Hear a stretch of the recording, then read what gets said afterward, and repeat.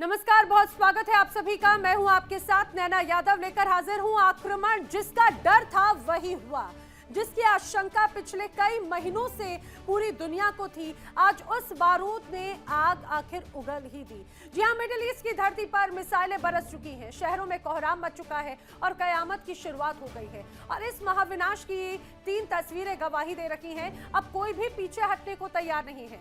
जो तस्वीरें सामने आई हैं वो तस्वीरें साफ तौर से दर्शाती हैं इजराइल का ऑपरेशन शील्ड ऑफ जुदा। इजरायली मिसाइलों की गर्जना से ईरान के शहर धुआं धुआं हो चुके हैं। तेहरान से लेकर इस्फान तक, आसमान तक, ये कहा जाए आसमान से आग की बारिश हो रही है। सुबह के 9:30 बजे जब सूरज की रोशनी में ईरान जाग रहा था, तभी इजराइल और अमेरिका ने मिलकर उसके कलेजे पर कर दिया वार। ये वार इतना खतरनाक था कि वो धमाके की गूंज दूर तक सुनाई दी। ये वार, ये धमाका बता रहा है कि ईरान का रक्षा कवच अब तार तार हो चुका है। जो दूसरी तस्वीर सामने आई वो ईरान की और भी ज्यादा साफ कर दिया कि जब जंग का अंजाम अब वो लिखेगा अगर आगाज इजराइल ने किया है। तस्वीरें ईरान के ऑपरेशन फतह खैबर की सामने आई। ईरान ने पलटवार करते हुए 1-2 नहीं बल्कि 8 मुल्कों में मौजूद अमेरिकी और इजरायली ठिकानों को हिलाकर रख दिया। बहरीन में अमेरिकी नेवल बेस या जॉर्डन का हेडक्वार्टर। ईरान के बारूद ने बेंजामिन नेतन्याहू और डोनाल्ड ट्रंप की चूल्हे हिला दी हैं। ईरान ने ये ठान लिया कि वो अमेरिकी चौधराहट को खाक में मिलाकर ही दम लेगा। जो तीसरी तस्वीर सामने आई वो इशारा कर रही है कि अब महायुद्ध शुरू हो चुका है। विनाश के दिन बहुत करीब आ चुके हैं। पूरी दुनिया इस वक्त तीसरे विश्व युद्ध की दहलीज पर खड़ी है। ना आसमान सुरक्षित, ना जमीन पर चैन। कतर से लेकर तेल अवीव तक लोग बंकरों में कैद हैं। और ये तस्वीरें गवाही दे रही हैं कि कूटनीति के रास्ते बंद हो चुके हैं और अब सिर्फ और सिर्फ बारूद का फैसला अंतिम होगा। कोहराम मच चुका है, सायरन गूंज रहे हैं और मौत का तांडव जारी है। क्या ये दुनिया के अंत की शुरुआत है? बड़ा सवाल ये। चलिए शुरुआत करते हैं और इस समय की एक बड़ी खबर, वॉर ब्रेकिंग, बहुत चौंकाने वाली। ईरान इजराइल जंग के बीच में बड़ी खबर सामने आई। ईरान के रक्षा मंत्री की मौत की खबर सामने आ रही है। ईरानी मंत्री आमिर नसीरजादे की मौत की खबर सामने आ रही है। जी हां, ऐसे तमाम कयास सामने आ रखे हैं। ईरानी सेना प्रमुख की मौत की खबर से हड़कंप है। ईरानी सेना का प्रमुख हमले में मारा गया, ऐसी जानकारी सामने आ रही है। अब अंतर्राष्ट्रीय मीडिया के हवाले से खबर यह है कि जिस रूप में इजराइल की तरफ से ताबड़तोड़ हमले किए गए थे, समझिए खामनेई के कंपाउंड को टारगेट किया गया था, निशाना साधा गया था। और इस बीच जो अलग अलग सैन्य ठिकाने थे IRGC के, ईरानी सेना के, अब उसमें बड़ी खबर ये कि ईरान के रक्षा मंत्री की जान इस बीच चली गई है। जो आप तस्वीर देख रहे हैं, दरअसल ये है ईरान के रक्षा मंत्री आमिर नसीरजादे, जिनकी मौत की खबर सामने आ रही है। हालांकि इसकी पुष्टि जल्द ही ईरान की तरफ से की जाएगी, कहा जा सकता है। लेकिन अगर ऐसा है तो ये मान के चलिए कि इजराइल की तरफ से जो घातक प्रहार किया गया, ये उसका अपने आप में एक बड़ा परिणाम है। और क्या आने वाले वक्त में ये तनाव और भी ज्यादा गंभीर होता हुआ नजर आएगा। चलिए बढ़ते हैं अगली बड़ी खबर की ओर, वो खबर जो ईरान और इजराइल के तनाव को और भी ज्यादा गहरा कर देती है। ईरान पर हवाई हमले के बाद में साइबर अटैक, यानी चौतरफा अटैक। ईरान सिर्फ ये कहा जाए कि आसमान या समंदर के इलाकों से ही हमले नहीं झेल रहा, बल्कि वो साइबर अटैक भी फेस कर रहा है। ईरान की मीडिया IRNA पर साइबर अटैक हुआ है। आउटलेट हैक करके खामनेई विरोधी आर्टिकल्स छापे गए हैं। जी हां, इजराइल ने दरअसल बहुत बड़ा दावा किया है और ये कहा जा रहा है कि ईरान की अब हर एक ताकत कहीं ना कहीं कॉम्प्रोमाइज हो चुकी है। हर एक ताकत वो इजराइल के कंट्रोल में है। जैसे बात पहले अलग अलग हमलों की गई, अब ये बड़ा दावा किया जा रहा है कि ईरान की जो मीडिया है IRNA, उस पर साइबर अटैक होने की खबर है। इस आउटलेट को हैक किया गया इजराइल की तरफ से और इस आउटलेट पर खामनेई विरोधी जो कंटेंट है वो पब्लिश किया गया और जनता के सामने पेश किया गया। और ये इजराइल की तरफ से ये बड़ा दावा एक तरह से किया जा रहा है। तनाव लगातार चौतरफा सिर्फ बढ़ता नजर आता है। जंग का बिगुल बज चुका है। ईरान जल रहा है। तेहरान से लेकर कोम तक, इस्फान से लेकर कराच तक, पूरा का पूरा ईरान धमाकों की गूंज से दहल उठा। इजराइल ने वो कर दिया जिसका डर पूरी दुनिया को था और 1 या 2 नहीं बल्कि 50 से ज्यादा जगहों पर एक साथ सर्जिकल स्ट्राइक हुई। खौफ का आलम यह है कि सुप्रीम लीडर अली खामनेई के दफ्तर के करीब भी आग की लपटें देखी गई। आसमान से मौत बरस रही है और जमीन पर सिर्फ कोहराम है। लेकिन सुनिए, ईरान खामोश नहीं बैठने वाला। तेहरान ने ललकारते हुए कहा कि शुरुआत तुमने की और इसका खात्मा हम करेंगे।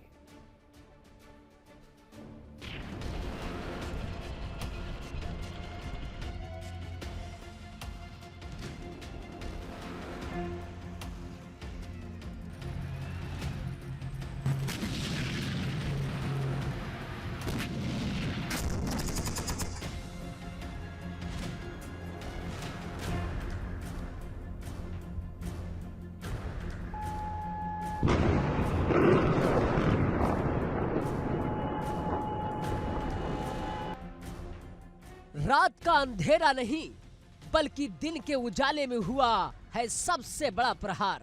सुबह के तकरीबन 9:30 बज रहे थे जब ईरान की राजधानी तेहरान एक के बाद एक भीषण धमाकों से दहल उठी।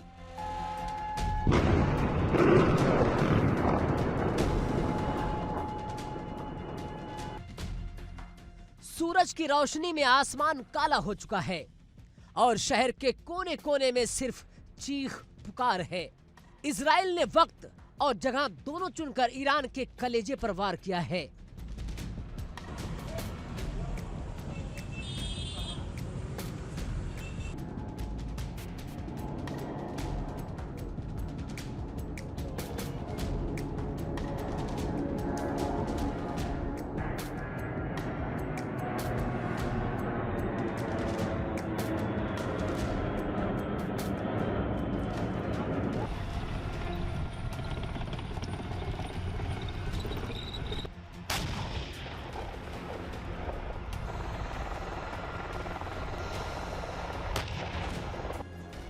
आसमान का सीना चीरते हुए इजरायली मिसाइलों ने दस्तक दी।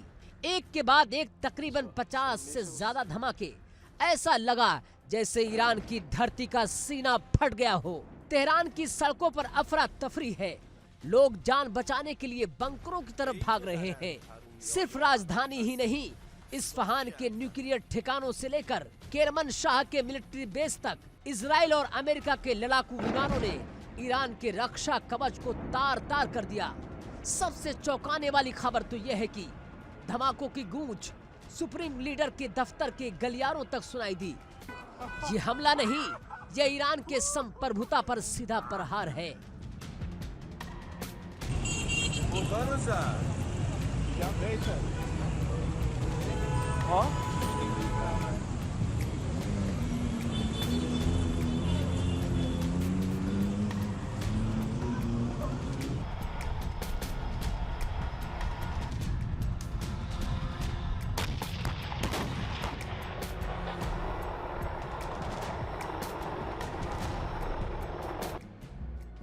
लेकिन इजराइल याद रखे, उसने सोए हुए शेर को जगा दिया है। तेहरान से सीधी चेतावनी आएगी, जंग का आगाज तुमने किया है, अंजाम हम लिखेंगे। ईरान की बैलिस्टिक मिसाइलों के साइलो खुल चुके हैं। फतेह और खुर्रम शहर मिसाइलों का मुंह अब तेल अवीव की तरफ है। ईरानी कमांडरों ने साफ कर दिया कि अब कोई बातचीत नहीं होगी, कोई डिप्लोमेसी नहीं होगी, अब सिर्फ कयामत आएगी। ईरान का पलटवार इतना भयानक होगा कि नक्शे से इजराइल का नामो निशान मिट सकता है। खाड़ी का समंदर अब अमेरिकी जहाजों के लिए कब्रिस्तान बनने को तैयार है।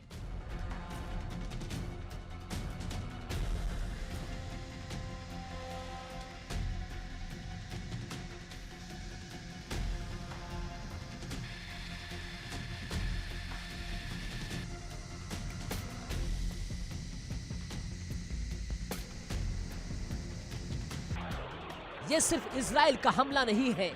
जानकारों का कहना है कि पीछे से अमेरिका ने पूरी कमांड संभाली है। सऊदी अरब के बेस से उड़े विमानों और समंदर में तैनात जंगी बेड़ों ने मिलकर इस ऑपरेशन तेहरान को अंजाम दिया है। लेकिन ईरान का प्लान भी तैयार है। हिजबुल्लाह, हूती और हमास, ईरान के ये तीन मोहरे अब इजराइल पर चौतरफा हमला बोलने को तैयार हो चुके हैं। जंग अब सिर्फ दो देशों की नहीं बल्कि पूरी दुनिया के वजूद की लड़ाई बन चुकी है।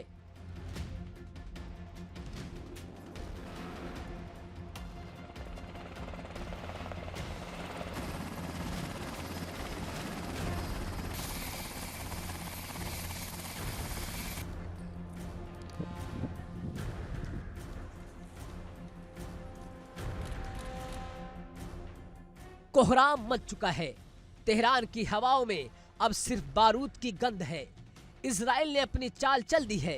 अब इंतजार है ईरान के उस सुसाइडल अटैक का जो पूरी दुनिया की अर्थव्यवस्था और शांति को स्वाहा कर सकता है।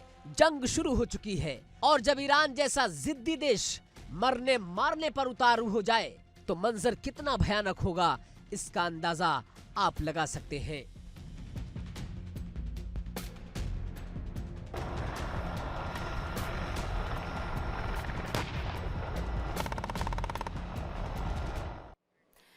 तो शनिवार की सुबह इजराइल और ईरान के लिए सबसे ज्यादा घातक रही, जिसकी पटकथा बहुत लंबे वक्त से लिखी जा रही थी। लेकिन क्या ये युद्ध बस यहीं तक ही सीमित है या फिर इसकी जद में और भी बहुत कुछ आने वाला है?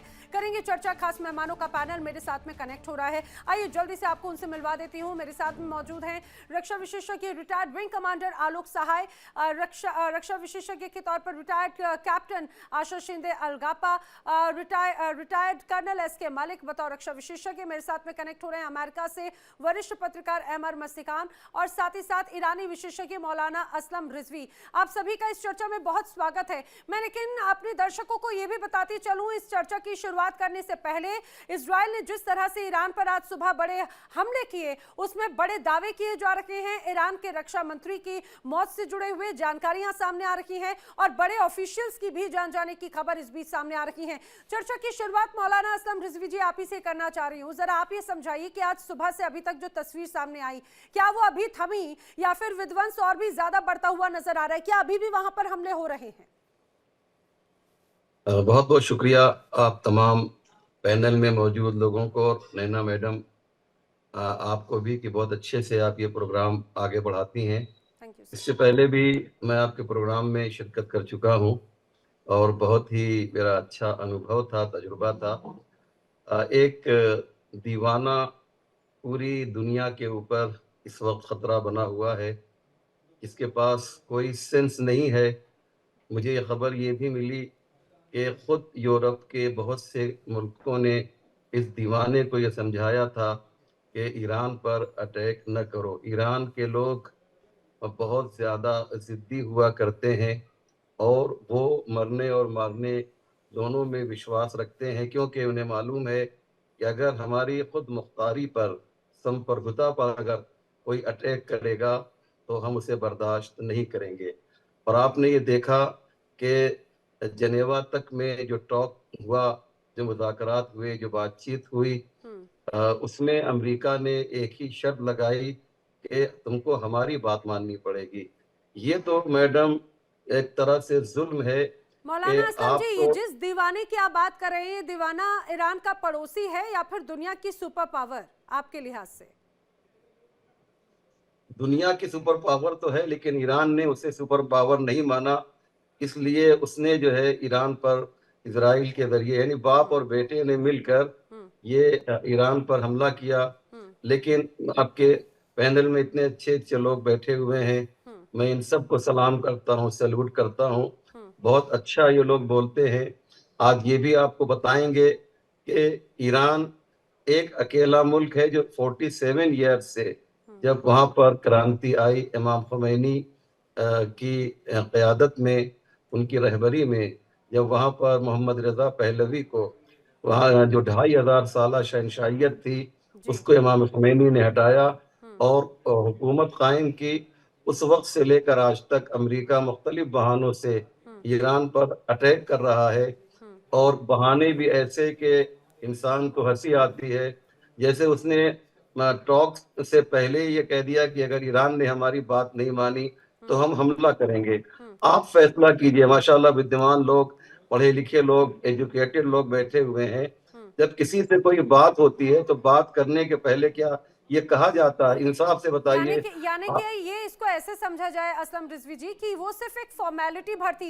मैं इसी सवाल के साथ में जा रही हूँ रिटायर्ड कर्नल संजीव मलिक जी का रुख करते हुए। संजीव जी, बड़े लंबे वक्त से लगातार इन सारी परिस्थितियों पर हम चर्चा करते रहे। ईरान और इजराइल एक दूसरे को आंखें दिखाते रहे और ये कहा जाए अम्ब्रेला जो बड़ा रहा वो अमेरिका का रहा इजराइल को लेकर। और यही बात है कि बार बार यही इसी बात का जिक्र रिजवी साहब भी कर रहे हैं कि जेनेवा में जो हो रहा था 3 दौर की बातचीत, और ये दावा किया जा रहा था कि बातचीत के जरिए चीजों को संभाला जाएगा, लेकिन वो क्या सिर्फ फॉर्मेलिटी थी, बल्कि इस जिनेवा बैठक की आड़ में इस युद्ध की एक पटकथा लिखी जा रही थी क्या? नैना जी बहुत बहुत नमस्कार और सभी दर्शकों नमस्कार मेरा। देखिए आज जो ये युद्ध शुरू हुआ है आज दोपहर के दरमियान भारतीय समय के अनुसार, नैना जी ये तो देखिए अवश्यंभावी था, होना था। कारण ये है कि जो आज हमने देखा इस आज से हम पिछले 3 महीने करें या फिर मैं और पीछे जाऊं कि लास्ट ईयर जून के बाद से जब से ऑपरेशन हैमर वगैरह चला था तब से ही ये बात एक तरह से प्रिपरेशन चालू हो गई थी। अगर आप ध्यान से देखें कहानी यहां नहीं पड़ती, इसके रीजन में पीछे और जाता हूं मैं। कारण यह है कि जब से ये टैरिफ का जो बम चलाया उन्होंने, जो पनिशमेंट का दुनिया को देने का उन्होंने चलाया, इसमें एक स्टेट आता है चाइना। चाइना जब वो चाइना को टाइट करने की कोशिश करता है अमेरिका या टैरिफ लगाता है तो चाइना उसको उल्टा ही टाइट कर देता है। अभी क्या हुआ कि चाइना को पकड़ने की, क्योंकि रेयर अर्थ मेटल उसके कब्जे में है, मेटल का उसके पास बहुत बड़ा कब्जा है, सेमीकंडक्टर पर 50% उसका कब्जा है, और ये सब इतनी असुरक्षा अमेरिका के अंदर कहां से आई? ये सब असुरक्षा आई कि उसको आज लगता है कि अगले 15 साल के अंदर अमेरिका की जो डॉलर की सुप्रीमेसी है उसको झटका लगना ही लगना है। तो अब ये सब चीजों को मैं ये प्रस्तावना देके मैं ये आता हूं कि अमेरिका ये सोचता है कि मैं चाइना को टाइट करूं तो करूं कहां से? ये उन्होंने चुना। देखिए वेनेजुएला पे अटैक किया, एक प्रेसिडेंट को आपने उठा लिया, वो प्रेसिडेंट अच्छे थे बुरे थे आपको कोई अधिकार नहीं है आप किसी देश के एक स्वतंत्र राष्ट्रपति और उसकी पत्नी को उठा के अपने देश में लेके जाएं। एनीवे खैर मैं इस पर आता हूं कि क्यों किया उन्होंने। किया क्योंकि चाइना उनसे सस्ता तेल ले रहा था, बल्कि चाइना ने जो उनको बड़े बड़े कर्ज दिए थे उसके एवज में ऑलमोस्ट मुफ्त बहुत सारा तेल ले रहा था, तो वो रास्ता उन्होंने बंद किया। दूसरा वो चाहते हैं कि एनर्जी जो संसाधन है जो मिडिल ईस्ट के खासकर ईरान के पास, इसको टाइट किया जाए। तो क्योंकि चाइना का एक बहुत बड़ा हिस्सा उसके एनर्जी रिसोर्सेज का ऑयल का यहां से जाता है, स्टेट ऑफ हॉर्मुज से जाता है। अब यहां से अगर उसके कब्जे में आ गया तो चाइना को फिर वो टाइट करने का उसको बहुत अच्छा मौका मिलेगा। इसका मतलब है कि अपनी सुपरमेसी को वहीं पर रखने का उसके पास, यानी जो सिंहासन उनके पास है उसको बचाने का। लेकिन कर्नल संजीव मलिक, ये कहा जाए कि जो अमेरिका की भूख है तेल की, वो तो वेनेजुएला से भी पूरी हो सकती थी। क्या ये भूख इतनी ज्यादा गहरी है कि वो उसके लिए ईरान की तरफ बार बार रुख करना पड़ रहा है? जी भूख तेल की नहीं है। भूख है कि पूरी दुनिया का व्यापार डॉलर में होना है, ये भूख है। क्योंकि वो तेल पे कब्जा हो ना हो, अगर दुनिया का व्यापार जितना ज्यादा डॉलर में होगा उतना ज्यादा उसकी मजबूती रहेगी, पूरी दुनिया के ऊपर पकड़ रहेगी, वो अपने टर्म्स को डिक्टेट कर सकता है पूरी दुनिया के ऊपर। चलिए ये तो मैं प्रस्तावना दिया, अब मैं आता हूं आज की सिनेरियो पे। देखिए जो ऑपरेशन चला है, मैं जैसे कह चुका हूं, ये तो होना ही था। ये जो टॉक्स होना, टॉक्स की ये जगह बदलना, वेन्यू बदलना, ये सब बहाने थे, ये पर्दा था। पर्दे के पीछे क्या चल रहा था ये ईरान को भी मालूम था और ये अमेरिका को भी मालूम था कि दोनों एक दूसरे को, यानी अविश्वास का वातावरण इतना ज्यादा कि दोनों को मालूम है। उन्होंने शर्तें इतनी ज्यादा रखी, कोई भी खुद मुख्तार कंट्री इतनी नहीं मानेगा। मुझे लगता है कि ईरान के पक्ष में वो दो चीजें जो इंटरनेशनल कम्युनिटी को कन्विंस करने में अमेरिका सफल रहता है, वो दो ही चीजें हैं। एक तो ये कि वहां की जो सोसाइटी को उन्होंने जो तरह इनक्लोज करके रखा हुआ है, एक तो वहां पे वो ह्यूमन राइट वायलेशन का असर देता है। दूसरा कहता है अमेरिका कि देखिए इजराइल के अस्तित्व पे ईरान का सवाल उठाना ये किसी को भी मंजूर नहीं होगा, क्योंकि वहां की भी जनसंख्या, वो भी इंसान है। तो ये इस दो चीजें को पूरे वर्ल्ड को एक साथ कर लेता है। बाकी अगर बात करी जाए पूरे दुनिया में परमाणु जो ईंधन है, परमाणु एनर्जी है, इस पर अमेरिका का कब से आधिपत्य होने लगा? अमेरिका ने बहुत सारे मौकों पर खुद ही लोगों को छूट दी, उसको एक तरह से फायदा ऑफ करने की। अपने मन चाहे देशों को वो देता है कि आप ईंधन ले लीजिए, और जिसको चाहता है उसको मना करने की कोशिश करता है। क्या 71 के बाद, 74 के बाद हमने कितने झेले? हमको सब कुछ बंद करना, हमको नट एंड बोल्ट के लिए तरसना पड़ा। एनीवे, अब कमिंग टू आज की डेट में, देखिए तब ये अटैक होने के लिए टाइम इसलिए बाय किया गया क्योंकि इस वक्त के अंदर अमेरिका हर तरह से ये सुनिश्चित कर लेना चाहता था कि ईरान को चारों तरफ से स्क्वीज किया जाए। मतलब लेकिन नेवल सर फोर्स ईरान और खासतौर से डोनाल्ड ट्रंप के लिए अभी तो कई बड़ी चुनौतियां हैं। वही बात है कि अपने क्या हाथ गंदे करने के लिए इस रूप में तैयार भी थे डोनाल्ड ट्रंप, क्योंकि वो उनके सामने इतनी तमाम चुनौतियां हैं, खासतौर से मिड टर्म इलेक्शन है। और ये जो पूरे तनाव की बात है, डोनाल्ड ट्रंप पहले कई बार बोलते रहे बातचीत का जरिया, लेकिन नेतन्याहू बार बार ये कहते रहे नहीं, इजराइल बार बार कहता रहा ईरान को कंट्रोल करना है। मैं आगे बढ़ूं, इस पर रिएक्शन लूं, लेकिन इस बीच एक और बड़ी खबर अपने दर्शकों को बता दें। ईरान इजराइल जंग के बीच में जो बड़ी खबर ये सामने आई कि इजराइल ने जिस तरह से बड़े हमले को अंजाम दिया, इस दौरान खबर है कि ईरान के रक्षा मंत्री की मौत हो गई है। आमिर नजीर जादी की मौत की खबर सामने आ रही है। ईरानी सेना प्रमुख की मौत की खबर है। ईरानी सेना के प्रमुख हमले में मारे गए हैं, ये जानकारी सामने आई। और सिर्फ सेना प्रमुख ही नहीं, खबर यह है कि कई ईरान के सुपर ऑफिशियल्स की भी इस बीच जान जाने की खबर है। हालांकि जल्द ही पुष्टि होगी ये कहा जाए, लेकिन अभी जो अंदर खाने से सामने आ रही है, क्योंकि जिस रूप में इजराइल ने ताबड़तोड़ हमले ईरान पर किए थे, बहुत बड़ा नुकसान हुआ है कहीं ना कहीं ईरान को। ईरान ने भी जवाबी कार्रवाई जरूर की है, इसमें भी कोई शक नहीं। एक बार फिर से जल्दी से मेहमानों का रुख करती हूँ। विंग कमांडर सहाय, मैं आपसे जानना चाह रही हूँ, जिस तरह से बड़ी तैयारियां की गई थी, ये एक बड़ा नुकसान कहा जाए, जिस तरह से चाहे बात रक्षा मंत्री की हो या फिर ऑफिशियल्स की जान जाने की खबर, ये इजराइल के हमले बड़े सटीक रहे हैं क्या?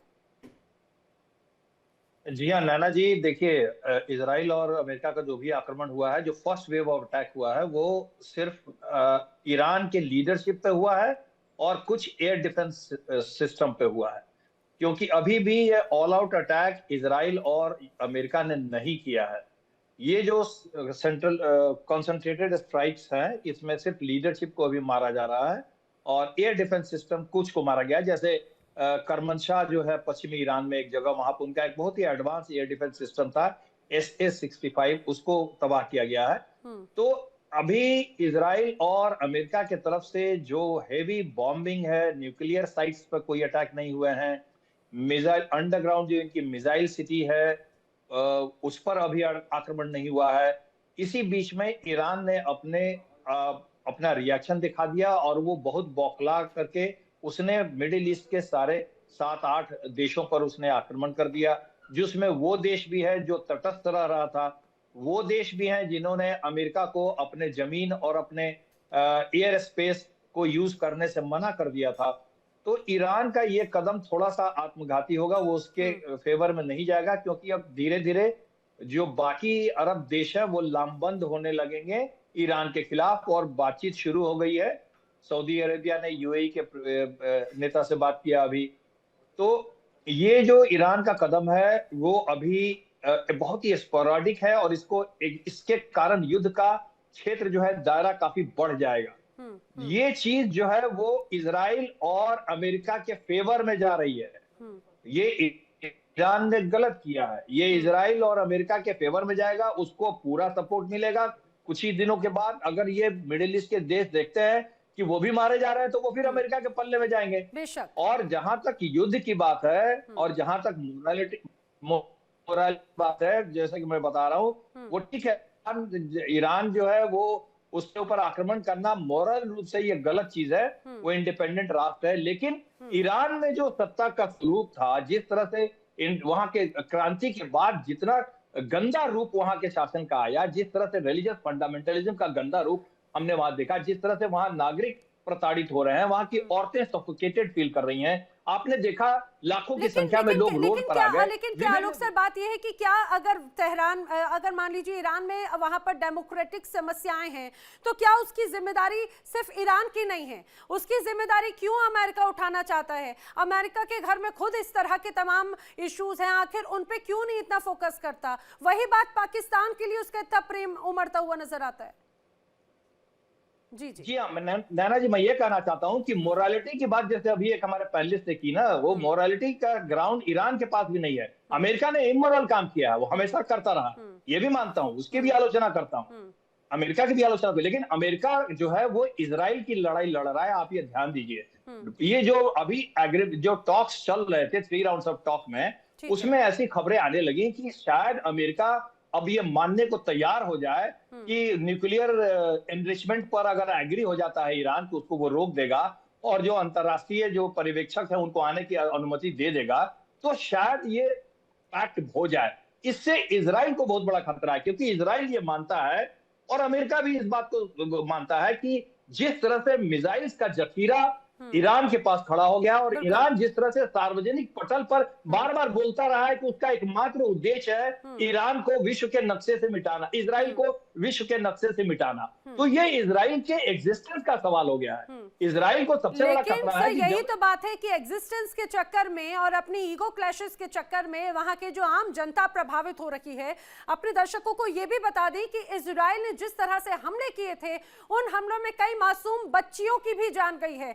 एक मिसाइल दागी थी जिस इलाके में वहां पर स्कूल था, 40 से ज्यादा मासूम बच्चियों की जान जाने की खबर है। मैं अमर मस्तिकाम का रुख करना चाह रही हूँ, सीनियर जर्नलिस्ट मेरे साथ में है। अमर मस्तिकाम जी, सबसे इंपॉर्टेंट बात हो जाती है वही जो बात मोरालिटी की बात है, खासतौर से ईरान में अगर वहां की डेमोक्रेटिक अगर कोई परेशानियां हैं, वहां पर लोग वहां के हुक्मरानों से अगर परेशान हैं, तो क्या अमेरिका वहां पर जाकर इस तरह से रिजीम चेंज के लिए दबाव बनाएगा और ये कहेगा कि भाई आप हमारी बात हुक्म मानो वरना उसके बाद में यहाँ पर हालात भुगतने के लिए तैयार रहो? जिनेवा में भी तीन दौर की बैठक में यही हुआ। ये बड़ी सिलेक्टिव अप्रोच नजर नहीं आती। ईरान में हमले हो जाते हैं, वहीं पाकिस्तान या जो अन्य आतंकी ऐसे देश हैं उन पर प्रेम लुटाया जाता है। ये आपका बहुत शुक्रिया।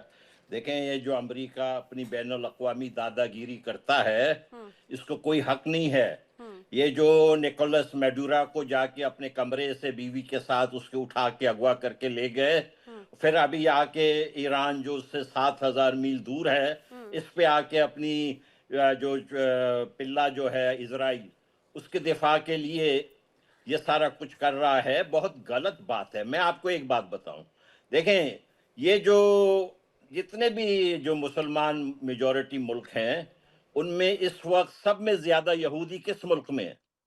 ईरान के अंदर है। आपको मालूम है, सब में ज्यादा यहूदी लोग जो हैं ईरान के अंदर हैं। ईरान में मुल्ला राज होने के बावजूद भी यहूदी लोग अपने जो है गिरजाघर में, अपने मंदिर में जाके अपना सारा वो करते हैं। उनके लिए कोई वहां पर कोई कदगन नहीं है। जबकि पाकिस्तान में एक यहूदी भी नहीं बचा है। सिर्फ एक शख्स है जो अपने आप को कहता है कि मैं यहूदी हूँ। बाकी सारे के सारे यहूदी ये पंजाबियों ने भगा दिए। आपके पास आ गए, इंडिया आ गए या इजराइल चले गए। अब आप देखिए, ये ट्रंप जो है, इसको ये खोमेनी बड़ा नापसंद है, लेकिन कल के दिन ही बड़ा तारीफ कर रहा था आसिम मुनीर का कि बहुत ये जो है बड़ा अजीम शख्स है। शहबाज शरीफ के लिए कह रहे थे बड़े अजीम शख्स हैं ये कहाँ की अजीम शख्सियत है भाई? मैं जब देखता हूँ हिमांशी नरोवाल के आंख के आंसू मेरे जो कैमरा है ना, मेरे कैमरा में मगज में दिमाग के अंदर चिपका हुआ है। ये दोगलापन अमेरिका का। क्या हुआ 10 अगस्त को? यही आसिम मुनीर डोनाल्ड ट्रंप के घर से 200 मील दूर खड़े होके ग्रैंड हयात टेम्पा से इसने धमकी दी कि मैं पूरे आधे दुनिया को नीचे गिरा दूंगा अपने परमाणु बमों के साथ। तो फिर अमेरिका ने क्या कहा? अमेरिका ने प्रोटेस्ट किया, अमेरिका ने इसको गिरफ्तार किया। ये जो है शहबाज शरीफ कहता है बार बार कि हमें 2.5 करोड़ लोग जो है मर जाते। इसका मतलब क्या है? इसका मतलब आप ये कहना चाह रहे हैं कि अमेरिका की भी, डोनाल्ड ट्रंप की भी दोहरी नीति है और कुछ नहीं? ये बिल्कुल, देखिए, ये बिल्कुल ये गलत लोग हैं। इससे जब मोरालिटी का पूछा गया डोनाल्ड ट्रंप से कि आप मोरालिटी को कैसे कहते जो मेरी मर्जी है वो मोरालिटी है। और एक और बात इसमें, खासतौर से इजराइल को आपने कहा कि इजराइल उनके क्योंकि बेटे के तौर पर अगर वो उनको मानते हैं, और जब वो वही इजराइल अगर हमास या फिर गाजा में जो कर दे तो उस पर आंखें मूंद ली जाती हैं, शांत हो जाते हैं। बिल्कुल, ये डबल स्टैंडर्ड तो है गोरों का, इसमें कौन सा शक है? ये गोरे जो है अपने जो पिल्ले जो पाकिस्तान में रावलपिंडी में जो मरकज है पूरे दुनिया के टेररिज्म का, उसको ये नजर नहीं आते हैं। मुझे तो दोनों से शिकवा है, मुझे ईरान के लीडर से भी शिकवा है और अमेरिका से भी, कि आपको ये जो दहशतगर्द जो रावलपिंडी में आप पारा में बैठे हुए हैं, ये बड़े अच्छे हैं क्योंकि ये इंडिया को नुकसान देते हैं, क्योंकि वो बलोच को नुकसान देते हैं, क्योंकि अफगानों को नुकसान देते हैं। लेकिन ये ईरान बहुत खराब है। आपकी बात पे यहाँ पर आपकी बात पे रिजवी जी शायद कुछ रिएक्ट करना चाह रहे थे जी। नहीं, बिल्कुल सही फरमाया आपने कि अमेरिका का ये दोहरा रवैया है कि ईरान में जो 10% से 15% ईरान के मुखालिफ हैं, जिन्होंने अभी जून में वहां पर प्रोटेस्ट किया और ईरान के खिलाफ। तकरीबन 800 बैंक जलाए और इतने ही पेट्रोल पंप जलाए। उन लोगों को अमेरिका जो है वो क्रांतिकारी और इनकलाबी बताता है। लेकिन उसके बाद आपने देखा होगा कि कई लाख लोग, बल्कि कई करोड़ लोग पूरे ईरान में वहां के सुप्रीम लीडर की हिमायत में उन्होंने प्रोटेस्ट किया, वो नजर नहीं आया। वो 10 से 15% जो है। अच्छा, अच्छा अच्छा, डेमोक्रेसी रिजवी जी, मुझे इसी बात पे मुझे एक और अपनी बात मुझे जरा बताइए, क्योंकि आज जो अटैक हुआ उसमें शुरुआती अटैक में इजराइल ने उस जगह के कंपाउंड को टारगेट किया जो खामनेई का ठिकाना था। क्या ये माना जाए कि सीधे सीधे आयतुल्ला अली खामनेई उनके टारगेट पर हैं? अगर इजराइल या अमेरिका उस हमले को अंजाम दे या फिर टारगेट पर खामनेई को ले, तो फिर आने वाले वक्त में क्या परिणाम होंगे? या देखिए, आयतुल्ला खामेनेई को मारना अमेरिका और इजराइल के लिए इतना आसान नहीं है। और वो जहां पर उसने अटैक किया है, लोग ये कह रहे हैं कि आगे खामेनेई के घर पे अटैक किया, ऐसा नहीं है। उनका वो ऑफिस था, ऑफिस के कुछ बाहरी हिस्से पर उन्होंने अटैक किया। नहीं, मैं एक लेकिन बात लेकिन आपके रिजवी जी, चैनल में ये खामनेई कह तो दूं घर कि पे भी अभी नहीं है ना, वो तो कहीं बंकर में किसी सेफ हाउस में है। हाँ, वो किस लेकिन जगह अगर पर है वो कोई नहीं जानता, लेकिन ये एक तरह से सिंबॉलिक था ना उस जगह पे अटैक करना। उनके घर पर भी अटैक नहीं हुआ है। वो घर जो पूरी दुनिया जानती है, जहां वो रहते हैं, वहां पर भी अटैक नहीं हुआ है। ठीक है। और एक बात मैं आपको अभी बता दूं, मेरे पास न्यूज जो आई है वो ये है, आपके चैनल के माध्यम से मैं चाहता हूं कि यहाँ के बंबई में जो ईरान कल्चर हाउस के हेड है मिस्टर मोहम्मद रजा फाजिल, मेरी थोड़ी देर पहले उनसे बात हुई थी, तो मैंने पूछा था कि आगे नसीरजादे ये तो क्या शहादत हो गई है? तो उन्होंने डिनाई किया और कहा कि यह खबर ईरान ने इसका इनकार किया है। यानी वहां का जो डिफेंस मिनिस्टर है वो मारा नहीं गया है, ठीक वो है। शहीद नहीं हुआ है। ठीक है सर, ठीक है। अभी यही बात है कि कई शुरुआती खबरें भी आती हैं, कई उसमें अलग अलग खबरें हो जाती हैं, विश्वसनीय वाली बात भी अलग हो जाती है। लेकिन यहाँ पर कर्नल संजीव मलिक जी, एक बात और जरा समझाइए, क्योंकि अभी हम देख रहे हैं मौजूदा हालात में 3 मोर्चे हैं युद्ध के। एक तरफ है रूस यूक्रेन का, दूसरी तरफ है अब ईरान इजराइल का, और पाकिस्तान और अफगानिस्तान का तो है ही। अब 2 मोर्चे इस तरह के रहे जिसमें एक तरह से सीधा सीधा प्रोटेक्शन अमेरिका का है। वहां पर यूक्रेन पर अमेरिका का प्रोटेक्शन, हालांकि ये बात अलग है, ज़ेलेंस्की बड़े कुछ समय से नाराज हैं, लेकिन यहां अफगानिस्तान जो है पाकिस्तान को बार बार आंखें तरेर रहा है, और वहां पर पाकिस्तान को भी अमेरिका का एक तरह से प्रोटेक्शन है। कई रिपोर्ट्स तो ये भी कहती हैं कि ये टाइमिंग इसलिए चुना गया है क्योंकि वहां पर अमेरिका कहीं ना कहीं फंस रहा है, उलझ रहा है, उसकी इमेज डेंट हो रही है कि आप अपनों को बचा नहीं पा रहे।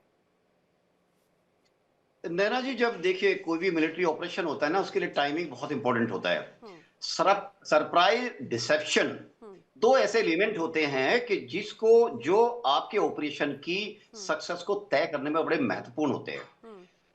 मैं कई दिन से देख रहा था, बल्कि मैं एक जिसको कहते हैं ना छठी इंद्री, मुझे समझ ये दे रही थी कि 5-6 दिन से लगातार अफगानिस्तान और पाकिस्तान बॉर्डर बड़ा हीटेड है, लगातार एक दूसरे पे हमले चल रहे हैं। तो मेरे दिमाग में ये सोच रहा था, जितनी मेरी समझ है, कि कहीं पूरे आधे वर्ल्ड का ध्यान इधर है और कुछ का ध्यान उधर है कि जो वहां पे जनाबे में वार्ता चल रही थी। तो क्या ये एक टाइमिंग ऐसा होगा जिसमें अमेरिका इसको सूटेबल पाएगा? और दूसरी बात देखिए, अक्सर ऑपरेशंस नाइट टाइम पर लॉन्च किए जाते हैं। आज दिन के अंदर ऑपरेशन लॉन्च किया गया, तो ये भी अपने आप में एक टाइमिंग महत्व रखता है ताकि सफाई पकड़े। और दूसरी बात ये, आप देखिए पिछले 3-4 महीने से बातें टल रही है। साइकोलॉजिकली इसमें दूसरी जो पार्टी होती है वो थोड़ी ढीली पड़ जाती है कि अभी तो बातें चल रही हैं, शायद अटैक नहीं होगा, बातें बन जाएगी। पर बात ना बननी थी ना बनानी थी, ये सब एक ड्रामा था और अटैक तो होना ही होना था। कारण यह है कि जब ईरान की जो रेजीम है वो अमेरिका की लाइन को टो नहीं करती है। दूसरी बात यह भी है कि जो उसके अंदर कंडीशन परमाणु एनर्जी के अलावा एक दूसरी कंडीशन एक और थी, मिसाइल की, जिस पर ईरान बात करने के लिए तैयार बिल्कुल नहीं था। क्योंकि ईरान की 2 ही शक्तियां हैं मिलिट्रीली।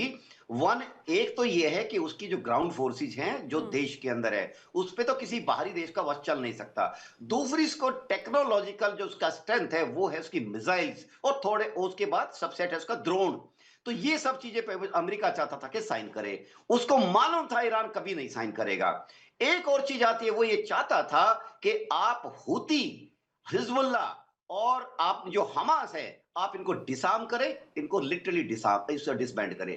लेकिन ईरान ने हमेशा से इन प्रॉक्सीज का इस्तेमाल अपने फायदे के लिए किया है, अपनी रेगुलर फोर्सेस को दूर रखकर सारे डर्टी जॉब्स इन तीनों से कराए हैं। चाहे आप मेडिटेरेनियन सी ये नीचे वाला स्टेट ऑफ द हॉर्मुज ले लीजिए या इसके नीचे का ले लीजिए, जब जब भी उसको तकलीफ होती है वो इनको एक्शन में डाल देता है।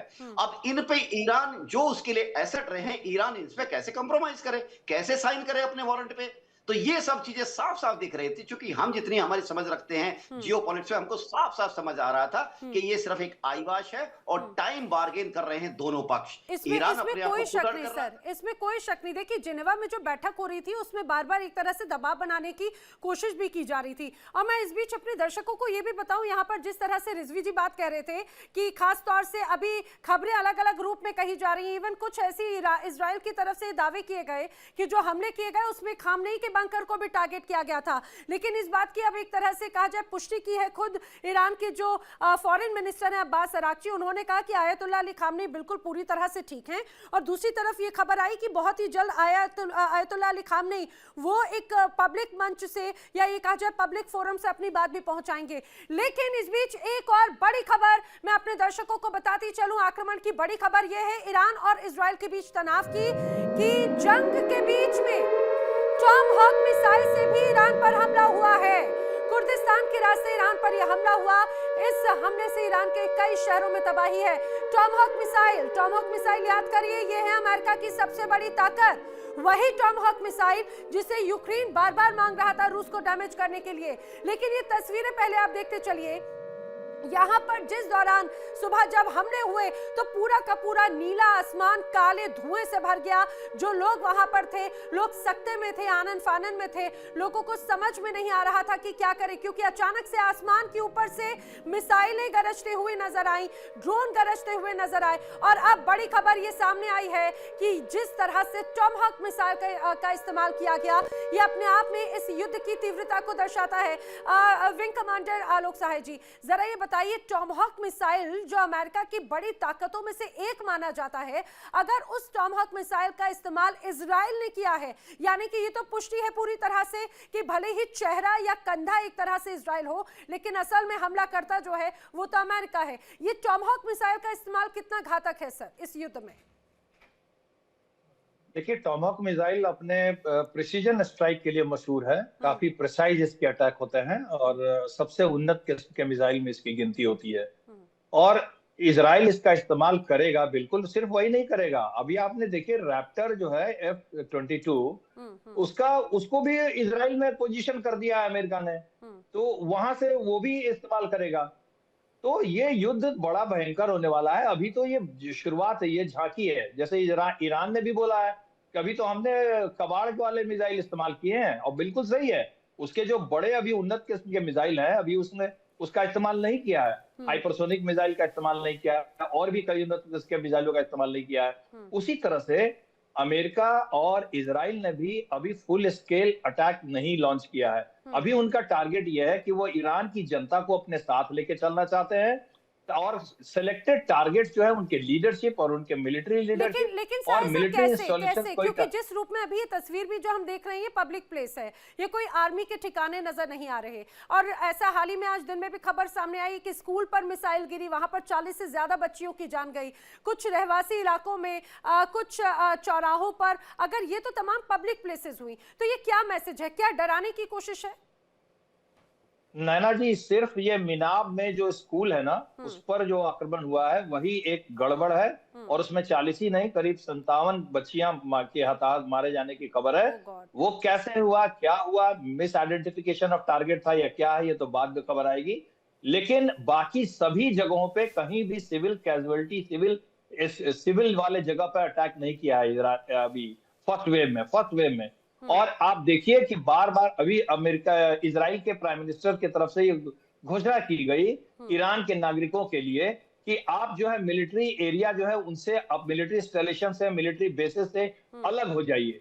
तो इनकी मंशा साफ है, क्योंकि ये जानते हैं कि बहुत लंबा युद्ध खींचने से ज्यादा अच्छा है कि हम मिलिट्री लीडरशिप और उनके मेन जो पॉलिटिकल लीडरशिप है उनको खत्म करके और सत्ता परिवर्तन अगर ईरान के अंदर में हो जाए तो शायद ये युद्ध जल्दी खत्म होगा, नहीं तो ये युद्ध बहुत ही भयावह रूप लेके आएगा और विश्व अर्थव्यवस्था के लिए भी बहुत ही खतरनाक स्थिति होगी। पिछली बार जब ईरान और इजराइल आमने सामने थे तो 10 से 12 दिनों का युद्ध था हाल ही में, पिछली बार की अगर की इसकी बात करें तो इस बार मियाद आपको क्या लग रहा है, ज्यादा खिंचती हुई नजर आएगी क्या, क्योंकि तैयारियां तो दोनों स्तर पर है बड़ी?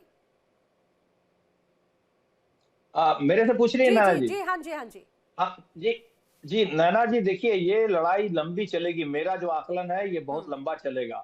अगर सत्ता परिवर्तन नहीं होता है ईरान में तो ये लड़ाई बहुत लंबी चलेगी और इसके बहुत भयावह रूप होंगे और बहुत ज्यादा नुकसान होगा, बहुत ज्यादा अर्थव्यवस्था पर भी असर पड़ेगा। ठीक है। और एक बात और मैं नैना जी कहना चाहता हूँ, जो पहले वाले पॉइंट पर हम लोग डिस्कशन कर रहे थे, आप नैना जी ये देखिए विश्व का कौन सा देश है जो आतंकवादी संगठनों को प्रश्रय देता है और उनको खड़ा करता है, उनको ट्रेन करता है, उनको आर्म्स देता है? सिर्फ दो देश हैं, एक पाकिस्तान और ईरान, और एक ईरान, हिजबुल्ला और हमास। ये हिजबुल्ला और हमास आप क्या समझते हैं कि सिर्फ मिडिल ईस्ट में ही है? ये सुनिए, ये नैना जी ठीक है वो इनकार करेंगे, मेरी बात पहले सुन लीजिए। जी जी बोलिए बोलिए। आपने सुना होगा कि ये हमास और हिजबुल्ला वाले आकर के पाकिस्तान में इन्होंने लश्कर तौयबा और जैश मोहम्मद के साथ मीटिंग्स की हैं। तो आप ये जो आप रिलीजियस फंडामेंटलिज्म के बेस पर किसी भी आप टेररिस्ट ऑर्गेनाइजेशन को अगर आप खड़ा करेंगे तो विश्व शांति के लिए वो पूरे विश्व के लिए खतरा बनेगा। ये कदम गलत है ईरान का, ये कदम गलत है। आप देखिए दूसरी बात, कौन सा ऐसा देश है जो खुले आम रूप में कहता है कि मेरा उद्देश्य है उस दूसरे देश को विश्व के मैप से उसको हटा देना? तो आपने तो खुलेआम आपने चैलेंज दे रहे हो ना, इस तरह का बयान कौन देता है? तो बार बार बयान आता है। आप तो ये रिलीजियस फंडामेंटलिज्म का असर है, इस तरह के उन्माद वाले बयान देना, उन्माद वाले पॉलिटिकल एम रखना। मौलाना रिजवी साहब आपकी इस बात पे कुछ कह रहे थे। मौलाना रिजवी जी, मैं दो बात कहना चाहता हूँ, मुझे थोड़ा टाइम दीजिएगा। जी जी बोलिए। क्योंकि ये सवाल बहुत इंपॉर्टेंट है। आपने बात की हिजबुल्ला की कि हिजबुल्ला एक आतंकवादी संगठन है, लेकिन मैं इसका खंडन करता हूं और उसकी दलील मेरे पास बहुत मजबूत है कि आपके पैनल में कोई इसे काट नहीं सकता कि भारत सरकार ने जो आतंकवादियों की एक लिस्ट बनाई है उसमें जो है हिजबुल्ला को नहीं रखा है। हिजबुल्ला कोई आतंकवादी संगठन नहीं है। जब साउथ लबनान पे इजराइल ने कब्जा किया था तो वहां पर हिजबुल्ला की औरतों के साथ जो उन्होंने जुल्म किए हैं, अगर मैं आपके पास टाइम होता तो मैं बताता तो आप सबके सब रो देते। वहां की औरतों के साथ जो जुल्म हुआ है, जब हमारी बहनों के साथ, हमारी माओ के साथ इस तरह की बात होगी तो हर एक्शन का एक रिएक्शन होता है। और उस वक्त जो है हिजबुल्ला को बनाया गया था ताकि वो जो जुल्म उनकी औरतों के साथ हो रहा है वो नहीं हो। इसलिए एक बात। दूसरी बात ये कि इजराइल की जो लोग तरफदारी इजराइल के जो लोग तरफदारी करते हैं, मैं उनसे ये कहना चाहता हूं कि मुझे ये बताएं कि मैं नैना जी आपके घर में जाऊं और जाने के बाद कहूं कि साहब आपके 2 बेडरूम है, 1 बेडरूम मुझे दे दीजिए, और आप मुझे क्या करें कि मोहब्बत में जो है आप क्या करें कि साहब नहीं, हम तो मेहमान नवाज हैं। मैं आपकी बात पे हालांकि यहाँ पर साहिद सर कुछ रिएक्ट करना चाह रहे हैं, लेकिन आपने चूंकि रिजवी जी आपने बात कही खासतौर से इजराइल और ईरान की, 48 से 79 तक तो सब बढ़िया था और कहा जाता है कि बाकायदा फ्लाइट एक्सचेंज होती थी, बाकायदा यहाँ पर व्यापार भी बड़े अच्छे स्तर पर होता था। लेकिन 79 के बाद जब इस्लामिक क्रांति आई तो उसके बाद में चीजें बदलना शुरू हो गई। तो यहाँ पर एग्जिस्टेंस की बात तो बहुत सेकेंडरी हो जाती है, उसके पहले तो सब बड़े रिश्ते गुडी गुडी थे ना। जी आपकी बात पे साहिद जी भी कुछ कह रहे थे। जी मौलाना असलम साहब, आप देखिए ठीक है, लेबनान पर आपका कहना है कि उन्होंने औरतों को बहुत ज्यादा जुल्म किया, तो आपने टेररिस्ट ऑर्गेनाइजेशन खड़ा करके इजराइल पर आक्रमण करके इजराइल को औरतों को ट्रॉफी जैसा उठा के ले गए, कत्लेआम मचा के। ये आप कर रहे हैं। मैं उसी का जवाब देना चाहता हूँ। हर एक्शन का एक रिएक्शन होता है। आपने हिजबुल्ला के कितने लोगों को मारा है आपके पास उसकी गिनती नहीं होगी। आप 2000 हमास ने जो इजरायलियों को मारा है उसको तो आप देख रहे हैं। इजराइल कोई मुल्क नहीं है। ये लोग बहुत ही बुरी हालत में। नहीं, मैं लेकिन कहिए तो मौलाना आपको अभी रिजवी फोटो जी, भेज ये देता बात हूँ। जस्टिफिकेशन नहीं होता ना? क्या खून का बदला सिर्फ खून हो जाएगा? क्या अगर उसने एक को अगर मारा तो आप उसके दो के, अगर एक महिला को उठाया तो दो महिला को उठाएंगे? ये मुझे लगता है कि ये बड़ा अजीब सा तर्क हो जाता है। यहाँ पर एसके मलिक जी, इस बात को लेकर आप क्या कहेंगे? क्योंकि एक और ये भी बताइएगा, क्योंकि यहाँ पर मौलाना रिजवी जी ने कहा कि हिंदुस्तान ने हिजबुल्लाह को आतंकी संगठनों की लिस्ट में नहीं शामिल किया। आखिर उसकी वजह भी क्या है? हिंदुस्तान और हिजबुल्लाह का क्या कनेक्शन है? जी मलिक सर। जी नैना, आवाज आ रही है नैना जी जी? जी बिल्कुल। नैना जी देखिए, पूरा पूरे एहतराम से मौलाना साहब की बात भी सुनी। मैं, किसी ने अगर लिस्ट में नाम शामिल नहीं किया, इससे उसके जो कर्म हैं वो छुप नहीं जाते।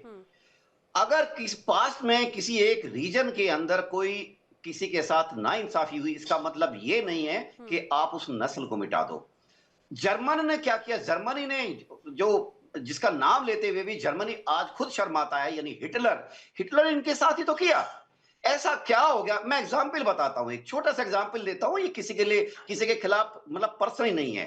वो यहूदी हैं। अगर वो यहूदी की एक लड़की आज सामने खड़े होके मुसलमान बन जाए और ये कह दे कि मैं अब से नाउ हेंसफोर्थ आई एम मुस्लिम, तो आप उसको गले लगा लोगे? इससे पहले आप उसको गोली मारने के लिए तैयार हो। मैं ही कहता हूं, क्या ट्रेट है? वही दो हाथ, वही दो आंखें, वही शरीर। ऐसा क्या बदल गया उसके अंदर कि एक धर्म के दूसरे रिलीजन के आते ही आप उसके दुश्मन बन जाते हो, और दूसरा धर्म होते ही आप उसके दोस्त बन जाते हो। देखिए, ये चूरण हमें दूर रखना चाहिए। इंसानियत की बात करें, और एक अच्छे धर्म जो है हमें मजबूती देता है, न कि जो लोग लड़ाते हैं हमें उनसे दूर रहना चाहिए। उनको एक तरह से हमें डिस्करेज भी करना चाहिए। बात यह है कि हिजबुल्लाह और जितने ये हूती और ये लोग हैं, ये पॉलिटिकल टूल है मैम। जब ईरान ने बोला उनको, तब उन्होंने एक्शन चालू किया। अपने आप एक्शन चालू नहीं करते। देखिए, कहानी 4 पिलर की है। मुस्लिम उम्मा के 4 पिलर, जो अपने आप को सर्वा यानी अपने आप को चौधरी बनाने की कोशिश में लगे रहते हैं। उधर तुर्की, इधर Pakistan, Saudi Arab and Iran. चारों के चारों इस कद में रहते हैं कि हम मुस्लिम उम्मा के हम चौधरी हैं। इस पहले, और लेकिन ये थोड़ा कंपटीशन पीछे रह गया। अभी कहानी हो गई कि वर्ल्ड ऑर्डर जैसे चेंज हुआ है, और पूरा ये ट्रम्प साहब और पूरा उनका जो डर सामने आया इकोनॉमिकल, जो मैं अपनी पहली बात में कर चुका हूं, उसके करते अमेरिका को बहुत अच्छा बहाना मिला है। और एक बात से मैं सहमत होता हूं, एक नागरिक होने के लिए, जिम्मेदार नागरिक होने के लिए, ईरान को जिस तरह से अपनी खुद मुख्तारी का हक है, इजराइल को भी अपनी खुद मुख्तारी का हक है। हर एक इंसान, आप आगे बढ़िए, टेक्नोलॉजी यूज करिए, एक दूसरे को हेल्प कीजिए, और 79 से पहले क्यों नहीं आ सकते? देखिए, ये जो चूरण है ना धर्म का, कोई भी धर्म हो, ये इसलिए खिलाया जाता है ताकि उन लोगों को रियल मुद्दों से भटका के एक साथ एक माला में पिरोया जाए।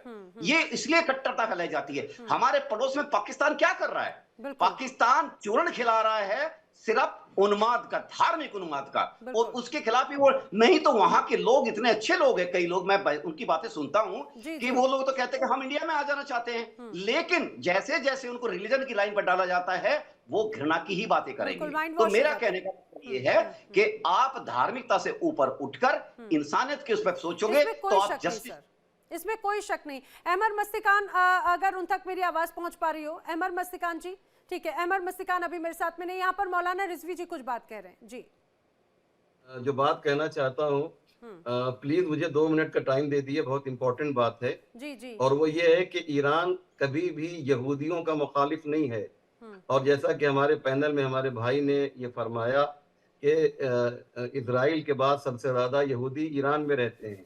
ईरान में यहूदियों का टेम्पल है, ईरान में यहूदियों का एक मेंबर ऑफ पार्लियामेंट है। इससे ज्यादा आप क्या चाहते हैं? बात यहूदियों के खिलाफ नहीं है।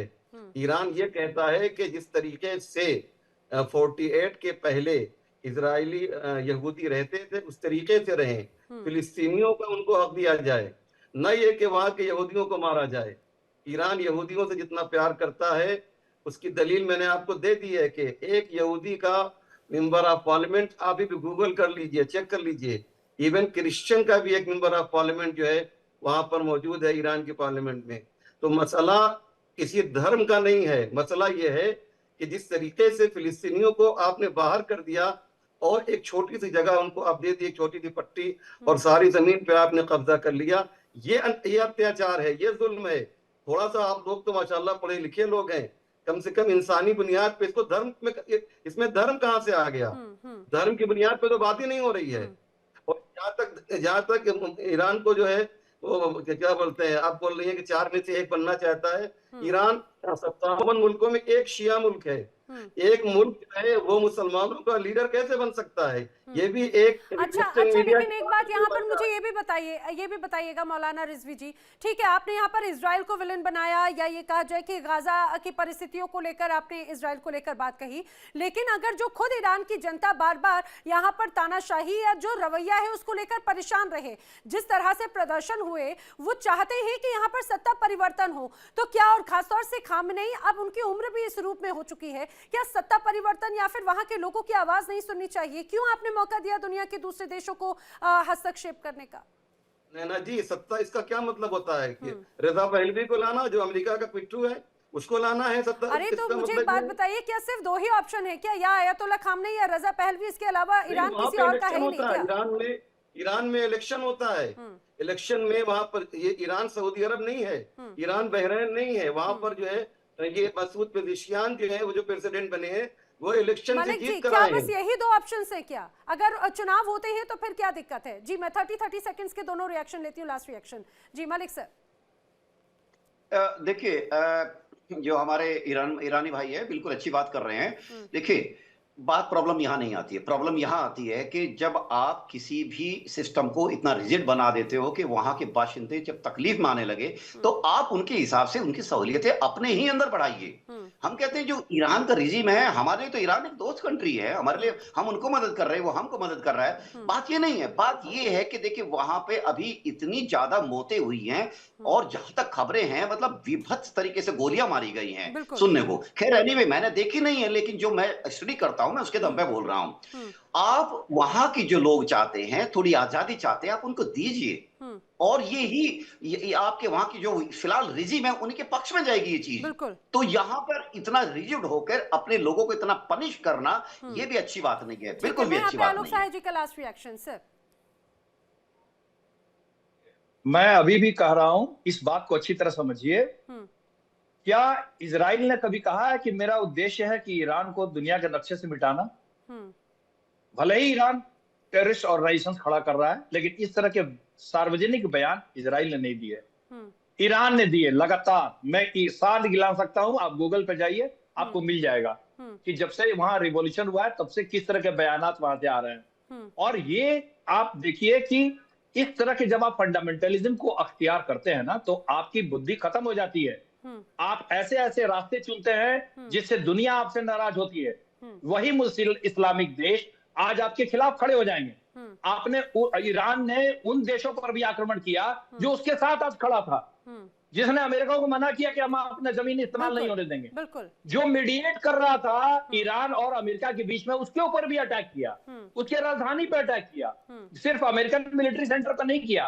ये पागलपन और वहशियत का एक नमूना होता है। इस तरह से दिमाग, देखिए मैं बार बार अभी भी कह रहा हूं कि मैं अमेरिका और इजराइल को सपोर्ट नहीं कर रहा हूं, मैं उनके एक्शंस को सपोर्ट नहीं कर रहा हूं, लेकिन मैं ये कहना चाह रहा हूं कि ईरान ने कौन सा रुख अख्तियार कर लिया है ये विश्व के सामने है। और ये इसके परिणाम और भी ज्यादा घातक होंगे। ये ऐसा लगता है कि ये तो शुरुआत तो हो चुकी है, आगाज हो चुका है, लेकिन अंजाम क्या होगा ये कोई नहीं जानता। बस तस्वीरें लगातार आ रही हैं विध्वंस की, और ये अपने आप में बड़ी चिंता का सबब है। आप सभी मेरे साथ इस चर्चा में शामिल हुए, आप सभी का बहुत बहुत धन्यवाद।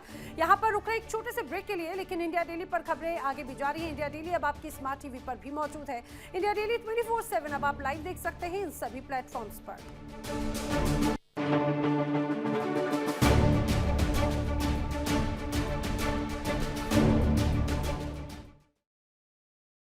देखिए इंडिया डेली 24/7 अब आपकी स्मार्ट टीवी पर।